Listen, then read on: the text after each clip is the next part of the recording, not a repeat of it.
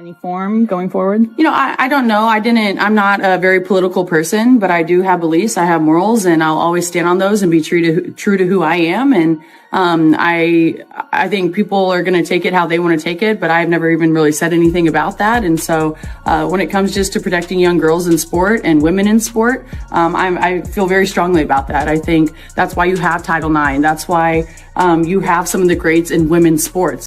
The WNBA is in complete chaos right now. What unfolded between the Indiana Fever and the Connecticut Sun was far more than just another basketball game. It turned into one of the wildest moments the league has seen, ending with what many people are calling the most satisfying case of instant karma in WNBA history. Brittney Griner, who reportedly signed a major one-year deal with the Connecticut Sun for the 2026 season, tried to use her size to physically pressure and intimidate Caitlin Clark on the court. Before we break down all the details, this is Pulse Hoop, bringing you the latest WNBA breaking news, player updates, and the biggest stories from around the league. Make sure to subscribe to Pulse Hoop so you never miss the biggest WNBA stories and updates. Griner believed she could get inside the young superstar's head. She believed she could break the Fever's confidence. But Griner made one huge and costly mistake. She forgot about the Indiana Fever's biggest protector, Sophie Cunningham. When Griner went after Clark, Cunningham didn't simply step in, she completely exploded into action.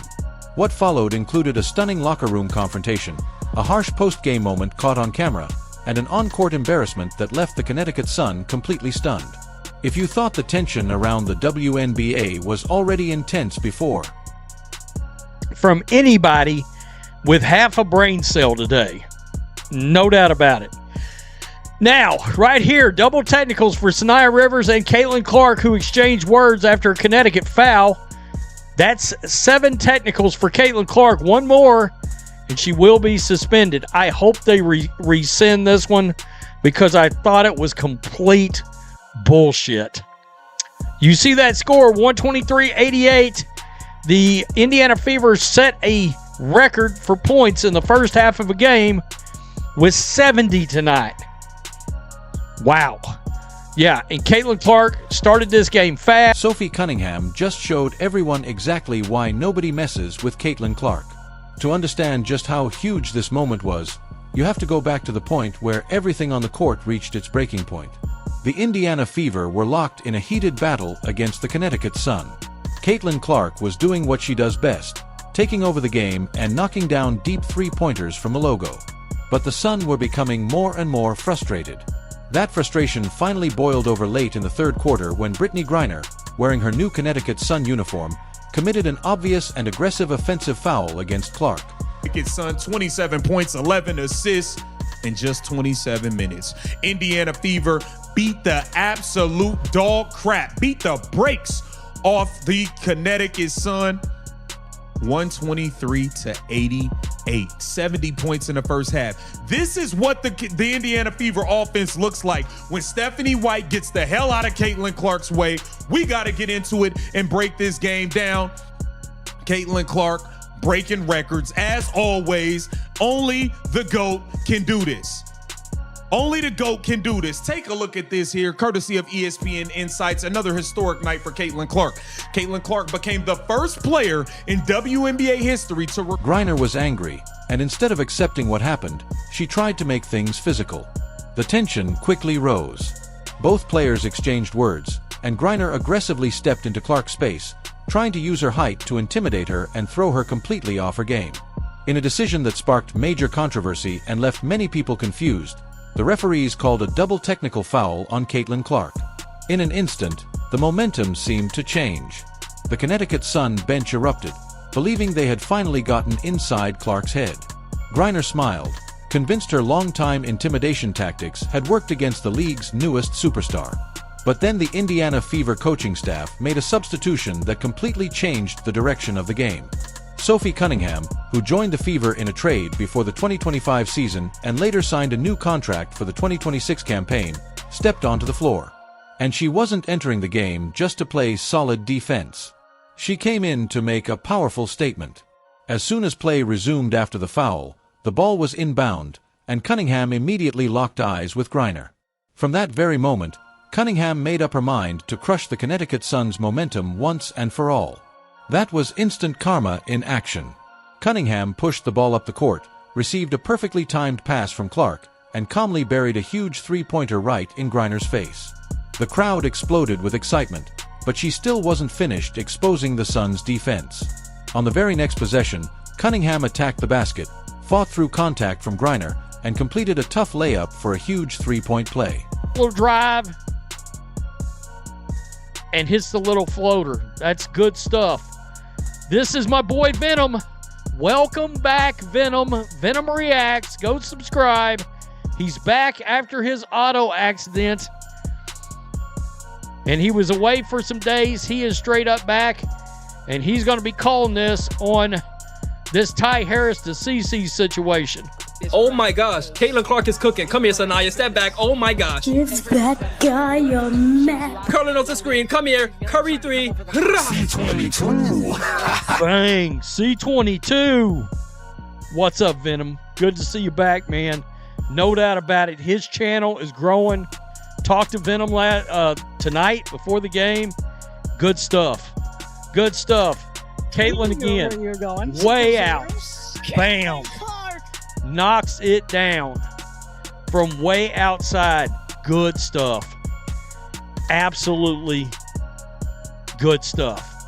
Caitlin Clark, let's see it. This is going to be an and one. She going to drive. Pull up another little floater. And the and one. Cunningham basically took over the game by herself with a scoring run that completely changed everything. She looked straight at Griner, pointed directly toward the Connecticut Sun bench, and left the entire group speechless. The Indiana Fever fed off that energy, completely taking control while the Sun had no answer. Indiana cruised to a dominant blowout win, leaving Brittney Griner looking up at the scoreboard in complete disbelief. But the biggest drama, the real chaos, was only beginning once the game was over. What happened on the court was already shocking enough. What Cunningham reportedly did after the final buzzer is what supposedly has the entire WNBA front office on edge. Cunningham didn't hold anything back. She didn't quietly walk into the locker room. According to widely shared insider claims and viral videos, Cunningham stood right in front of the media cameras and completely unloaded on the Veterans Center.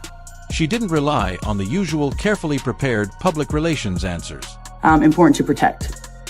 Do you think, I guess on one line like that, it goes against perhaps, some people might say, hey, for the trans community, this could be something that could come back on us or be targeted against us. Like, how do you, I guess, view that sort of critique? Like I said, I extend love and I don't dislike anyone. Like, I think there's room for absolutely everyone here. And I think there's room to love everyone. And I truly think when you get people in the same room and you have conversations, you actually have a lot in common with a lot of people. And so I'm there to love, but I'm also there to love biological women. And I think that there are rights that need to be protected. And like I said, I'm going to stand true to that.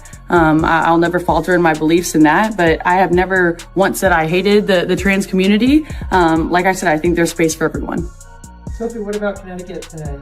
Tell us a little bit about the game. What are you thinking about Keys or Garden Brittney? You know her so well. Yeah, I think it has been so fun. I played with BG for 6 years, and so I know her like the back of my hand. And as of late, she's been playing really good. She's been playing like OG Brittney, and so we have our hands full down in the paint. I really think actually Connecticut is playing really good as a whole. I think everyone's playing their role really well from top to bottom. They don't go out there and do anything outside of what they do, and that makes it difficult. And so, yeah, you could look at standings and where they're at in the league, but when you do that in this league, you're going to get beat by 50. And so we have one more game before break, and we cannot take this game lightly at all. And so we have to come out with following our scout. She openly spoke about what she believed was the physical targeting of Caitlin Clark, making it clear that any attempts by veteran players to bully her would be answered on the court for everyone watching on national television.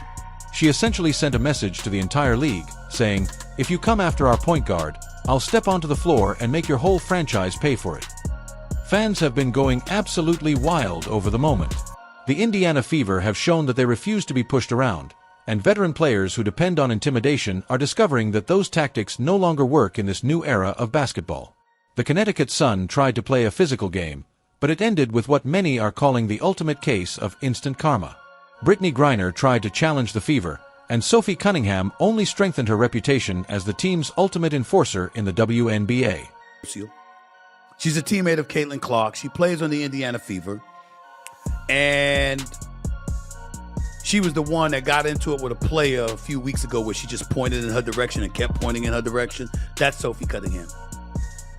Well, anyway, she made some comments that were deemed relatively controversial about a week or so ago. I don't know when it was. And she said she wasn't backing down from her comments. And it was regarding trans athletes in women's sports. Matter of fact, she went so far as to say she doesn't think her comments were controversial at all. She shared her opinion on a polarizing topic in an interview with ESPN this week where she claimed she felt a duty to, quote, protect young girls in a locker room or young girls in sport who shouldn't have to go against biological men. That's what she talked about. She was asked to expand on the quote when meeting with the media on Wednesday, and she made it clear that's how she feels. Quote, "I said what I said," Cunningham told reporters. Or rather than me just saying that, let's hear from Sophie Cunningham herself. Listen to what she had to say. Talked about wanting to protect young girls who shouldn't have to go against biological men. Just can you expand your viewpoint on that? I mean, I think I said what I said. I think it's kind of common sense. And I think I'll always believe in that. I think it's really important to protect children. And that's little girls who are also involved in that category. And so I stand on what I said, and I always believe that. I stand with Sophie Cunningham. I stand with Riley Gaines. I stand with them both. I have 2 daughters. They don't participate in sports, but if they did, that would be my position. And I think it's important to emphasize what Sophie Cunningham said a bit further. She said, I think I'll always believe that. I think it's really important to protect children and that little girls who are also involved in that category. So I stand on what I said, and I will always believe that. She claims she's not a political person, but she does have morals and beliefs, and she will always stay true to them. When asked if her stance could negatively impact the trans community, Cunningham said she's not speaking out of hate. She doesn't dislike anyone. She says, quote, "I think there is room for absolutely everyone here, and I think there's room to love everyone. I truly think when you get people in the same room and you have conversations, you actually have a lot in common with a lot of people. I'm there to love, but I'm also there to love biological women, and I think that there are rights that need to be protected. And like I said, I'm going to stand true to that. I'll never falter in my beliefs in that, but I have never once said I hated the trans community. Like I said, I think there's space for everyone." I can't applaud her enough.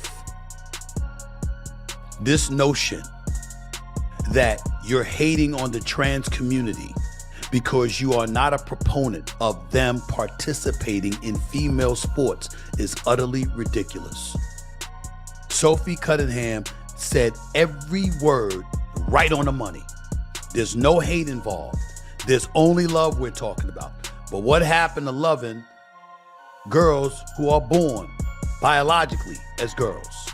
What about their rights? What about fairness? I want to know exactly what you think about everything that happened in this unbelievable drama. Did Sophie Cunningham really just end the Connecticut Sun season with this incredible performance? Be sure to share your honest thoughts in the comments below. Don't forget to hit the like button, subscribe, and turn on notifications so you never miss another major WNBA breakdown from WNBA Press. This story is far from over, and we'll be here with every breaking update as it happens.